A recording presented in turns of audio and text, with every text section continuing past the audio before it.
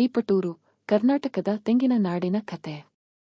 ಬಹಳ ವರ್ಷಗಳ ಹಿಂದೆ ಕರ್ನಾಟಕದ ಶಾಂತವಾದ ನೆಲದಲ್ಲಿ ಹಸಿರು ತೆಂಗಿನ ತೋಟಗಳು, ಕಲ್ಲಿನ ಬೆಟ್ಟಗಳು, ಕೆರೆಗಳು ಮತ್ತು ಸಣ್ಣ ಹಳ್ಳಿಗಳ ನಡುವೆ ಒಂದು ಸುಂದರ ಪಟ್ಟಣ ಇತ್ತು.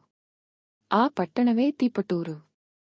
ತುಮಕೂರು ಡಿಸ್ಟ್ರಿಕ್ಟ್ ಜಿಲ್ಲೆಯ ಹೃದಯ ಭಾಗದಲ್ಲಿರುವ ತೀಪಟೂರು ನಿಧಾನವಾಗಿ ಈ ಪ್ರದೇಶದ ಅತ್ಯಂತ ಗೌರವಾನ್ವಿತ ಪಟ್ಟಣಗಳಲ್ಲಿ ಒಂದಾಗಿ ಬೆಳೆದಿತು. ಅಸಂಖ್ಯಾತ ತೆಂಗಿನ ಮರಗಳು ಹಸಿರು ಸಮುದ್ರದಂತೆ ದೂರದವರೆಗೆ ಹರಡಿಕೊಂಡಿದ್ದರಿಂದ ಜನರು ಪ್ರೀತಿಯಿಂದ ಇದನ್ನು ಕರ್ನಾಟಕದ ತೆಂಗಿನ ನಗರ ಎಂದು ಕರೆಯುತ್ತಿದ್ದರು. ಪ್ರತಿದಿನ ಬೆಳಿಗ್ಗೆ ತಂಪಾದ ಗಾಳಿ ತೆಂಗಿನ ತೋಟಗಳ ನಡುವೆ ಹರಿಯುತ್ತಿತ್ತು. ರೈತರು ಸೂರ್ಯೋದಯಕ್ಕೂ ಮುನ್ನ ತಮ್ಮ ಹೊಲಗಳ ಕಡೆ ನಡೆದು ಹೋಗುತ್ತಿದ್ದರು. ರಸ್ತೆ ಬದಿಯ ಟೀ ಅಂಗಡಿಗಳಿಂದ ಬರುವ ಬಿಸಿ ಟೀದ ವಾಸನೆ, ಮಣ್ಣಿನ ಸುಗಂಧ ಮತ್ತು ಹೊಸ ತೆಂಗಿನ ಎಲೆಗಳ ಪರಿಮಳ ವಾತಾವರಣವನ್ನು ತುಂಬಿಸುತ್ತಿತ್ತು. ಆದರೆ ತೀಪಟೂರಿನ ಕತೆ ಹಲವು ಶತಮಾನಗಳ ಹಿಂದೆ ಆರಂಭವಾಗಿತ್ತು. ಇಂದಿನ ಬಸ್ಗಳು, ರೈಲುಗಳು ಮತ್ತು ಹೆದ್ದಾರಿಗಳು ನಿರ್ಮಾಣವಾಗುವ ಮುನ್ನ ತೀಪಟೂರಿನ ಸುತ್ತಮುತ್ತಲಿನ ಪ್ರದೇಶಗಳು ಕಾಡುಗಳು, ಕಲ್ಲಿನ ಭೂಮಿ ಮತ್ತು ಸಣ್ಣ ಕೃಷಿ ಹಳ್ಳಿಗಳಿಂದ ತುಂಬಿದ್ದವು. ಸಾವಿರಾರು ವರ್ಷಗಳ ಹಿಂದೆ ಜನರು ಬೆಟ್ಟಗಳು ಮತ್ತು ಕೆರೆಗಳ ಬಳಿಯಲ್ಲಿ ಪ್ರಕೃತಿಯ ಮೇಲೆ ಅವಲಂಬಿಸಿಕೊಂಡು ಬದುಕುತ್ತಿದ್ದರು. ಇಂದಿಗೂ ಹಳ್ಳಿಗಳಲ್ಲಿ ಕಂಡುಬರುವ ಹಳೆಯ ಕಲ್ಲುಗಳು ಮತ್ತು ಪುರಾತನ ಅವಶೇಷಗಳು ಆ ಕಾಲದ ನೆನಪುಗಳನ್ನು ಹೇಳುತ್ತವೆ.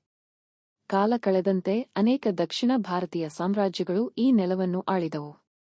ಗಂಗರು, ಚೋಳರು, ಹೊಯ್ಸಳರು ಮತ್ತು ವಿಜಯನಗರ ರಾಜರು ತೀಪಟೂರಿನ ಇತಿಹಾಸದ ಮೇಲೆ ತಮ್ಮ ಗುರುತು ಬಿಟ್ಟರು. ಅವರ ಆಡಳಿತದಲ್ಲಿ ಕೃಷಿ ಅಭಿವೃದ್ಧಿಯಾಯಿತು, ಕೆರೆಗಳು ನಿರ್ಮಾಣವಾದವು ಮತ್ತು ಹಳ್ಳಿಗಳಲ್ಲಿ ದೇವಾಲಯಗಳು ಎದ್ದು ನಿಂತವು. ಹೊಯ್ಸಳ ರಾಜರು ವಿಶೇಷವಾಗಿ ನೀರಾವರಿ ವ್ಯವಸ್ಥೆ ಮತ್ತು ಕಲ್ಲಿನ ಶಿಲ್ಪಕಲೆಯನ್ನು ಅಭಿವೃದ್ಧಿಪಡಿಸಿದರು. ರೈತರು ಉತ್ತಮ ಕೃಷಿ ವಿಧಾನಗಳನ್ನು ಕಲಿತು ಹಳ್ಳಿಗಳು ಸಮೃದ್ಧಿಯಾದವು. ವಿಜಯನಗರ ಎಂಪೈರ್ ಕಾಲದಲ್ಲಿ ತೀಪಟೂರು ಪ್ರಮುಖ ಕೃಷಿ ಪ್ರದೇಶವಾಗಿ ಬೆಳೆಯಿತು. ಸ್ಥಳೀಯ ಪಾಳೆಗಾರರು ಹಳ್ಳಿಗಳನ್ನು ಮತ್ತು ವ್ಯಾಪಾರ ಮಾರ್ಗಗಳನ್ನು ರಕ್ಷಿಸುತ್ತಿದ್ದರು. ರೈತರು ರಾಗಿ, ಬೇಳೆ ಮತ್ತು ತೆಂಗಿನ ಬೆಳೆಗಳನ್ನು ಬೆಳೆಯುತ್ತಿದ್ದರು. ಮಳೆ ನೀರನ್ನು ಸಂಗ್ರಹಿಸಲು ದೊಡ್ಡ ಕೆರೆಗಳು ಮತ್ತು ಕಟ್ಟೆಗಳು ನಿರ್ಮಿಸಲ್ಪಟ್ಟವು. ಈ ನೀರಿನ ವ್ಯವಸ್ಥೆಗಳು ಬರಗಾಲದ ಸಮಯದಲ್ಲಿ ಹಳ್ಳಿಗಳನ್ನು ರಕ್ಷಿಸುತ್ತಿದ್ದವು. ಹೀಗೆ ವರ್ಷಗಳು ಕಳೆದಂತೆ ಕೃಷಿಯೇ ತೀಪಟೂರಿನ ಆತ್ಮವಾಯಿತು. ಪ್ರತಿದಿನ ಬೆಳಿಗ್ಗೆ ರೈತರು ತೆಂಗಿನಕಾಯಿಗಳನ್ನು ಹೊತ್ತು ಮಾರುಕಟ್ಟೆಗಳಿಗೆ ಬರುತ್ತಿದ್ದರು. ವಿವಿಧ ನಗರಗಳಿಂದ ವ್ಯಾಪಾರಿಗಳು ತೆಂಗಿನಕಾಯಿಗಳನ್ನು ಖರೀದಿಸಲು ಆಗಮಿಸುತ್ತಿದ್ದರು. ತೆಂಗಿನಕಾಯಿಗಳಿಂದ ತುಂಬಿದ ಲಾರಿಗಳು ಕರ್ನಾಟಕದ ವಿವಿಧ ಭಾಗಗಳಿಗೆ ಹಾಗೂ ಇತರ ರಾಜ್ಯಗಳಿಗೆ ತೆರಳುತ್ತಿದ್ದರು. ನಿಧಾನವಾಗಿ ತೀಪಟೂರು ತೆಂಗಿನ ಉತ್ಪಾದನೆ ಮತ್ತು ವ್ಯಾಪಾರಕ್ಕಾಗಿ ಪ್ರಸಿದ್ಧಿಯಾಯಿತು. ಪಟ್ಟಣದ ಸುತ್ತಮುತ್ತ ಎಲ್ಲೆಡೆ ಹಸಿರು ತೆಂಗಿನ ತೋಟಗಳು ಹರಡಿಕೊಂಡಿದ್ದವು.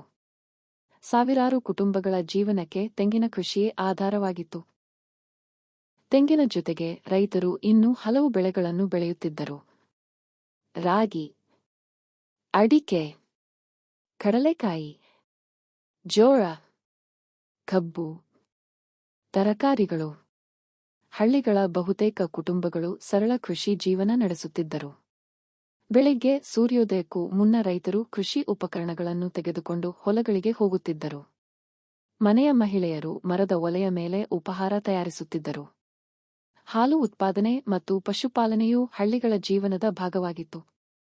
ಇಂದಿಗೂ ತಲೆಮಾರುಗಳಿಂದ ಬಂದಿರುವ ಕೃಷಿ ಜ್ಞಾನಕ್ಕೆ ತೀಪಟೂರಿನಲ್ಲಿ ಅಪಾರ ಗೌರವವಿದೆ. ದೊಡ್ಡ ನಗರಗಳಿಗಿಂತ ತೀಪಟೂರಿನ ಜೀವನ ಸದಾ ಶಾಂತವಾಗಿತ್ತು. ಇಲ್ಲಿ ವಾಹನ ದಟ್ಟಣೆ ಕಡಿಮೆ, ಮಾಲಿನ್ಯ ಕಡಿಮೆ, ಜೀವನದ ಓಟ ನಿಧಾನವಾಗಿತ್ತು. ಕುಟುಂಬಗಳು ಹಲವು ತಲೆಮಾರುಗಳವರೆಗೆ ಒಟ್ಟಿಗೆ ವಾಸಿಸುತ್ತಿದ್ದರು.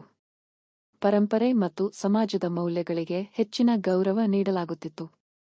ಸಂಜೆ ಸಮಯಗಳು ವಿಶೇಷವಾಗಿ ಸುಂದರವಾಗಿದ್ದವು. ಜನರು ಟೀ ಅಂಗಡಿಗಳು, ಮಾರುಕಟ್ಟೆಗಳು ಮತ್ತು ದೇವಾಲಯಗಳ ಬಳಿ ಸೇರಿ ಮಾತುಕತೆ ನಡೆಸುತ್ತಿದ್ದರು. ರೈತರು ಕೃಷಿಯ ಬಗ್ಗೆ ಮಾತನಾಡುತ್ತಿದ್ದರು. ಮಕ್ಕಳು ಬೀದಿಗಳಲ್ಲಿ ಆಟವಾಡುತ್ತಿದ್ದರು. ದೇವಾಲಯದ ಗಂಟೆಗಳ ಧ್ವನಿ ಸಾಯಂಕಾಲದ ಗಾಳಿಯಲ್ಲಿ ಮೃದುವಾಗಿ ಕೇಳಿಸುತ್ತಿತ್ತು. ಆಹಾರವು ತೀಪಟೂರಿನ ಜೀವನದ ಮುಖ್ಯ ಭಾಗವಾಗಿತ್ತು. ಮನೆಗಳಲ್ಲಿ ಮತ್ತು ಸಣ್ಣ ಹೋಟೆಲ್ಗಳಲ್ಲಿ ಕರ್ನಾಟಕದ ಸಾಂಪ್ರದಾಯಿಕ ಊಟಗಳ ಸುವಾಸನೆ ಹರಡಿಕೊಂಡಿರುತ್ತಿತ್ತು. ಜನರು ರಾಗಿ ಮುದ್ದೆ, ಬಿಸಿ ಬೇಳೆ ಬಾತ್, ದೋಸೆ, ಇಡ್ಲಿ, ಅಕ್ಕಿ ರೊಟ್ಟಿ, ಪುಳಿಯೋಗರೆ ಹೀಗೆ ಅನೇಕ ಪದಾರ್ಥಗಳನ್ನು ಆಸ್ವಾದಿಸುತ್ತಿದ್ದರು. ತೆಂಗಿನ ಬೆಳೆ ಹೆಚ್ಚಾಗಿದ್ದರಿಂದ ತೆಂಗಿನ ಚಟ್ನಿ ಮತ್ತು ತೆಂಗಿನ ಆಧಾರಿತ ಕರಿಗಳು ಪ್ರತಿಯೊಂದು ಊಟದಲ್ಲೂ ಕಾಣಿಸುತ್ತಿದ್ದವು. ಸಣ್ಣ ದರ್ಶಿನಿಗಳು ಮತ್ತು ಟೀ ಅಂಗಡಿಗಳು ರೈತರು, ವಿದ್ಯಾರ್ಥಿಗಳು, ಕಾರ್ಮಿಕರು ಮತ್ತು ಪ್ರಯಾಣಿಕರ ನೆಚ್ಚಿನ ಭೇಟಿಯ ಸ್ಥಳಗಳಾಗಿದ್ದವು. ವರ್ಷಗಳು ಕಳೆದಂತೆ ಶಿಕ್ಷಣವು ತಿಪಟೂರನ್ನು ಬದಲಾಯಿಸಲು ಆರಂಭಿಸಿತು.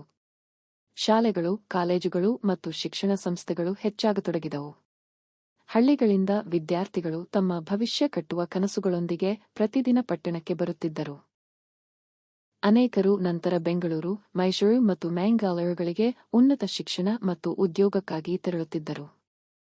ಪ್ರತಿ ಬೆಳಿಗ್ಗೆ ಪುಸ್ತಕಗಳು, ಕನಸುಗಳು ಮತ್ತು ಆಶೆಗಳೊಂದಿಗೆ ವಿದ್ಯಾರ್ಥಿಗಳಿಂದ ತುಂಬಿದ ಬಸ್ಗಳು ಮತ್ತು ರೈಲುಗಳು ಪಟ್ಟಣದ ರಸ್ತೆಗಳ ಮೂಲಕ ಸಾಗುತ್ತಿದ್ದರು. ಧರ್ಮ ಮತ್ತು ಸಂಸ್ಕೃತಿ ತಿಪಟೂರಿನ ಜೀವನದ ಅವಿಭಾಜ್ಯ ಭಾಗವಾಗಿಯೇ ಉಳಿದವು. ಉಗಾದಿ, ದೀಪಾವಳಿ, ದಸರಾ ಮತ್ತು ಸಂಕ್ರಾಂತಿ ಹಬ್ಬಗಳ ಸಮಯದಲ್ಲಿ ಮನೆಗಳು ರಂಗೋಲಿ ಮತ್ತು ದೀಪಗಳಿಂದ ಅಲಂಕರಿಸಲ್ಪಡುತ್ತಿದ್ದರು. ದೇವಾಲಯದ ಜಾತ್ರೆಗಳು ಸಾವಿರಾರು ಜನರನ್ನು ಆಕರ್ಷಿಸುತ್ತಿದ್ದವು. ಡೊಳ್ಳು ಕುಣಿತ ಮತ್ತು ಜನಪದ ಹಾಡುಗಳು ಹಬ್ಬಗಳಿಗೆ ಉತ್ಸಾಹ ಮತ್ತು ಸಂಭ್ರಮ ತುಂಬುತ್ತಿದ್ದರು. ಪ್ರಕೃತಿಯು ತಿಪಟೂರಿನ ಸೌಂದರ್ಯವನ್ನು ಹೆಚ್ಚಿಸಿತು. ಪಟ್ಟಣದ ಸುತ್ತಮುತ್ತ ಹಸಿರು ತೆಂಗಿನ ತೋಟಗಳು, ಕೆರೆಗಳು, ಸಣ್ಣ ಬೆಟ್ಟಗಳು, ಶಾಂತ ಹಳ್ಳಿಗಳು ಇವೆಲ್ಲವೂ ಪ್ರಕೃತಿಯ ಸೌಂದರ್ಯವನ್ನು ಹೆಚ್ಚಿಸುತ್ತಿದ್ದವು. ಮಳೆಗಾಲದಲ್ಲಿ ಮಳೆಯ ನೀರು ಭೂಮಿಯನ್ನು ಹಸಿರು ಸಮುದ್ರವನ್ನಾಗಿ ಮಾಡುತ್ತಿತ್ತು. ರೈತರು ಮಳೆಯನ್ನು ಸಂತೋಷದಿಂದ ಸ್ವಾಗತಿಸುತ್ತಿದ್ದರು, ಏಕೆಂದರೆ ಕೃಷಿ ಸಂಪೂರ್ಣವಾಗಿ ಮಳೆಯ ಮೇಲೆ ಅವಲಂಬಿತವಾಗಿತ್ತು.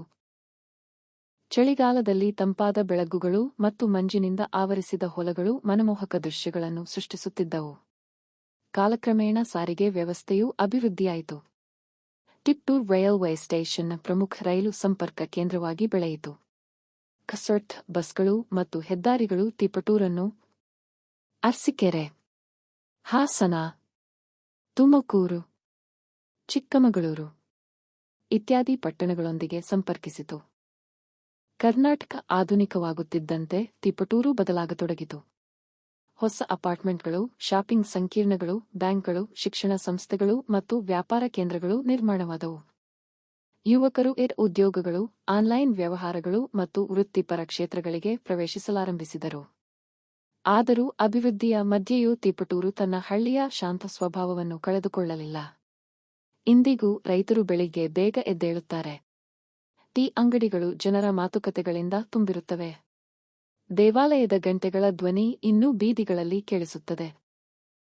ತೆಂಗಿನ ಮರಗಳು ಇನ್ನೂ ತಂಪಾದ ಗಾಳಿಯಲ್ಲಿ ತೂಗುತ್ತಿವೆ.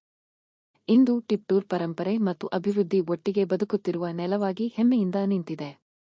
ಕೃಷಿ, ಸಂಸ್ಕೃತಿ, ಶಿಕ್ಷಣ ಮತ್ತು ಸರಳ ಜೀವನದ ಮೇಲೆ ನಿರ್ಮಿತವಾದ ಈ ಪಟ್ಟಣ ಕರ್ನಾಟಕದ ಗ್ರಾಮೀಣ ಸೌಂದರ್ಯದ ಅಮೂಲ್ಯ ಭಾಗವಾಗಿದೆ.